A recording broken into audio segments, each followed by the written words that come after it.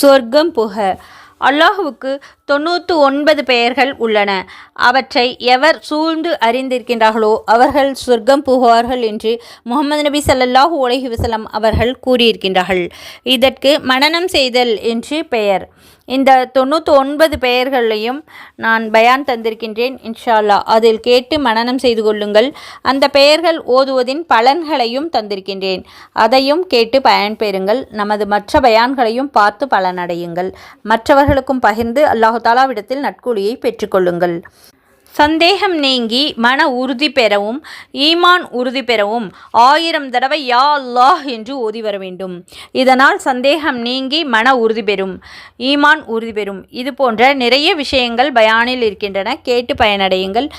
மற்றவர்களுக்கும் பகிர்ந்து அல்லாஹு தாலாவிடத்தில் நற்கூலியை பெற்றுக்கொள்ளுங்கள்.